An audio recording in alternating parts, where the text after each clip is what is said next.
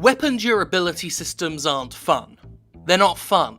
And if you say they are, I won't call you a liar for a joke, because then I'll get smarmy passive-aggressive comments saying, "Nice of you to call your audience liars, Jim. I thought you would respect some dissent." But you are scientifically wrong, as proven by scientists in science experiments who have conclusively proved as evidenced fact that weapon durability systems should fuck off out of video games forever and never come back, because they're not fun, they're a pain in the ass, and I personally hate them. But one aspect of the game is causing some mixed reactions. Weapons are brittle and they break. Kind of a lot.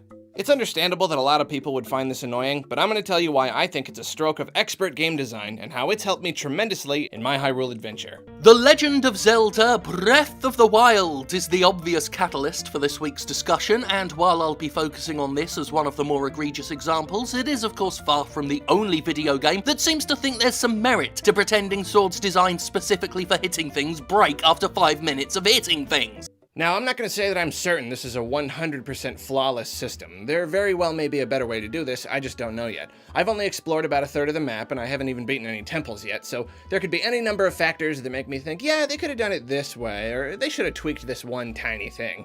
And I'm certainly not going to claim that it doesn't sometimes get annoying. There have been plenty of times when the game's like, your whatever sword is about to break, and I'm like, ugh, seriously? Firstly, it's no wonder Hyrule has a constant Ganon problem, because they apparently make their swords out of cardboard and spider webs. I'm supposed to believe soldiers and knights fight with these things, am I? Let me tell you, people chat about how immersive Breath of the Wild is, but few things are as good at snapping me out of the believability of a world than a thick length of fire-forged metal that shatters like glass after it's hit a big lizard in the face a couple of times. It's a bit of a barrier to entry, and a lot of casual players are probably somewhat irked by it. But the more time I spent with the game, the more I started to realize how the breakable weapons had shaped my experience, and in all the right ways. Here's how it went with me. In the very beginning, naturally, I'm using sticks and clubs that break after just a few hits. It's not a problem though, because these are plentiful, scattered all over the place. Here I learned the basics of combat and item management. I can suspend my disbelief for a lot of things. Fuck, you're talking to a guy who can even watch Prometheus. But after getting into one fucking fight and then receiving a pop-up notification telling me my sword's now as fragile as Grandad's brittle dick, I can't say I feel particularly immersed. Cause that's the thing about weapon durability systems, isn't it? It's not about them suffering wear and tear over time. It's about them being as hardy as a wet box full of first-run Xbox 360s. It seems 90% of the time it's done, it's taken to some ludicrous extreme. In truth, they should be called weapon fragility systems, not durability. There's nothing durable about the glorified scrap that counts as weaponry in almost any game that features degradable equipment. Certainly nothing that comes close to realistic. And I know realism is a shitty argument to use in game design topics, but there has to be some fucking grounding. But once I leave the plateau, I start finding better stuff, and suddenly I'm faced with a dilemma. It all still breaks very easily, but it does much more damage, making it very precious, something I absolutely don't want to waste. You can't bend the rules of a world so much they break like one of your shitty fucking shields. About the only time I've seen there be merit in weapon durability is, say, a survival horror game, where being underpowered is the entire point, and even then it stretches the imagination. The idea a lead pipe can't survive bashing in more than a couple skulls is easily countered by the big pile of trash bags in my basement. At any rate, in a Zelda game, let me tell you, there's nothing fun about worrying over my weapon in every single combat encounter, knowing each swing is taking me one step closer to losing it. Certainly not what I play Zelda games to feel. While some have claimed that late game weapons are durable enough for it to not be a problem, I maintain that even some of the more powerful weapons in the game are miserably brittle, able to withstand maybe a handful of enemies before players get nagged incessantly about how their fun with the weapon they might have been loving is about to conclude in a most pitiful fashion. Once the weapon embarrassingly shatters, players will need to pause their combat,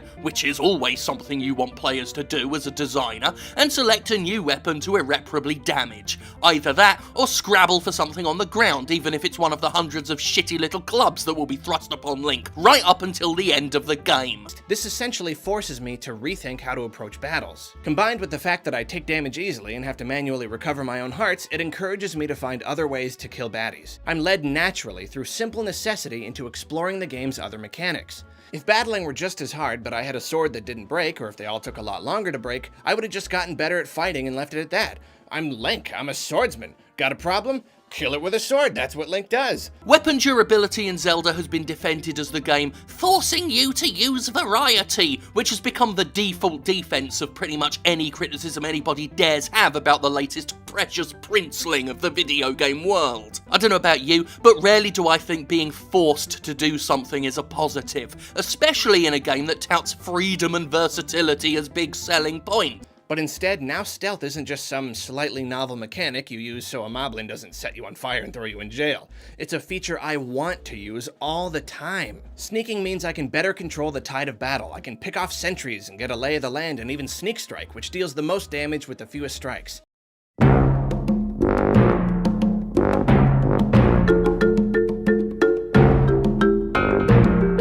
And bows? Bows in other Zelda games are for flying guys and guys with one big eye, period. Here, my bow is the perfect damage-dealing supplement, and I do my best to learn how to make use of it. Precision aiming, compensating for wind and distance, swapping out arrows quickly, all that. Bows break just like melee weapons do, but it takes a bit longer, and keeping my distance means I'm safer. I learn the value of a headshot. I learn how to use fire and explosive barrels to my advantage. Every time I approach an enemy camp, I take a good look at my surroundings to see if there's anything I can use to my advantage. There's actually nothing versatile about forcing a player to use lots of different weapons. That's rigidity, not versatility. It's the opposite. Being versatile would mean offering lots of options and encouraging the player to try them, not railroading and shunting them into it. Like I said, I would have had to do none of this if I could just sword up every guy I came across. I wouldn't need to learn all these other mechanics, and ultimately this variety makes enemy encounters infinitely more fulfilling than in other Zeldas. It makes jumping into a pile of guys and spamming your spin attack look like a joke. For me, it's no different than the antagonizing thirst and hunger meters we've railed at on the Gymquisition before, being constantly reminded by my game that a weapon I'm enjoying or need is about to break is not enjoyable for me. A game harassing me into following proper procedure, ignoring the promise of freedom, is more stress than entertainment. And to show you this ain't just about Zelda, I don't think weapon durability adds much value to fucking Dark Souls either, and that's a game in which stress and resource management is far more integral to the gameplay. Plus the weapons aren't made out of Twizzlers, that fucking helps. Cause in theory, weapon durability is about being prepared for a challenge, making sure you're in the right condition before taking on a foe, and employing safeguards against getting caught defenseless in the middle of the action. That's the theory. We all know what the reality is though, don't we? The reality is, oh fuck, my sword's flashing red now, guess I better backtrack to the fucking blacksmith and have it repaired, and that's fucking boring. Oh, but the rabbit hole goes deeper.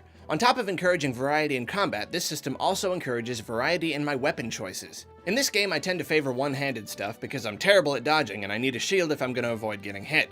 But this of course means that my smaller swords and clubs are always in short supply, and I'm left with an inventory full of spears and greatswords that I need to use up. Once more, if I had the option to just use a broadsword forever, I would have done it. But being literally forced to use spears on occasion teaches me how valuable their speed and reach can be in certain situations. Greatswords and other large two-handers are so slow that at first I don't know how to do anything with them without getting blasted after every hit, but I have so many that I teach myself how to properly fight with them, and of course discover how perfect they are for dealing huge amounts of damage to large enemies. One battle with a very large and very difficult enemy that I won't show here requires that I get in 1 or 2 hits, then put away my sword and pop out my shield for a parry in a split instant, then follow up with another blow. Some attacks require me to jump away, and I'm forced to do so with perfect accuracy. I go into the battle expecting to rely mostly on my supply of bomb arrows, getting in a few lame hits between tumbling around and pigging out on apples and boar meat, but I come out of it a pro at perfect blocks and flurry strikes with a damage-dishing greatsword. The spoils I earn for slaying that beast are sweet, but nothing is more rewarding than the lesson, the new tools in my toolkit, so to speak. It's boring! It's what it is. Weapon durability systems are fucking boring. But hey, at least in Dark Souls you actually can fix the weapons you like. And don't go claiming Zelda lets you do that too. There are a handful of weapons that are repairable, except not really because they break like any other weapon, and you actually have to reforge them by spending enough precious resources that it's officially not fucking worth doing. Nah, better to pick up yet another shitty little club that a bokoblin just dropped. Plenty of those lying around and they never break. Well, so long as the enemies are holding them. All exaggerated terminology and snarkiness aside, I do fully admit that there are playstyles and attitudes that make this whole thing more palatable. Maybe you really do like scrabbling from weapon to weapon. Maybe you never get attached to your gear and can treat even the coolest armaments like the disposable cameras they sadly have become. But I really really don't fucking get it. And I certainly don't get the claims that A, this game wouldn't work without weapon fragility, because it would. No, I mean, it literally would. Zelda has worked for decades without it. Then, once I finally feel that I'm beginning to figure this game out pretty darn good, things start to change. The enemies get stronger, but so do the weapons I find. Everything becomes much more durable, meaning that I can go to town on a group of dudes and come out of it with the same sword I started with. If every weapon in the entire game broke after a few seconds, then yeah, it would be exceptionally annoying and bring the experience down. But as my skill goes up, so does durability. And now I'm at a point where my inventory is constantly full of murderous implements that get a ton of use before shattering. And I know how to perfectly utilize each one. Okay, I'm still not the best at combat, but at least I get what I'm supposed to be doing, even if my reaction time is garbage and I have a tendency to panic. It'd do just fine, mate. And B, the game wouldn't be more fun if the weapons were treated more like loot in a proper action RPG and actually had some value. When I play a game like this, I want to feel like the things I acquire have some worth. And I especially want to keep a cool rare weapon if I find it. What that means is that inevitably I'll find things that are just too cool to use. Like how in Final Fantasy you'd end up with a shitload of elixirs and other high-end healing items because you were saving them for that one special occasion that never came. That's me and the entire fucking combat system of Breath of the Wild. And that's before I just started skipping a whole bunch of combats altogether. I mean, what was the point? I was spending resources of my own, my weaponry, on enemies who had rewards not worth the expenditure. So most fights just stopped being worth it. This full inventory thing brings up an interesting point though, and one that a number of people have made. You've got a game that throws offensive items at you by the boatload and an inventory that's always full, forcing you to ditch stuff all the time. Sound familiar? Because that's one of the things I criticized Color Splash for. I'm really glad this comparison was drawn because I want to explain why these two instances are very different and why it works for Breath of the Wild but doesn't work for Paper Mario. The main reason is difficulty. Most of the baddies in Color Splash are so easy that you can beat them with even the weakest items. But the game chucks the most amazing cards at you, for free, all the time. Fountains of cards, right at your face. So when you're inevitably forced to use this stuff on tiny guys, you're talking about pure waste.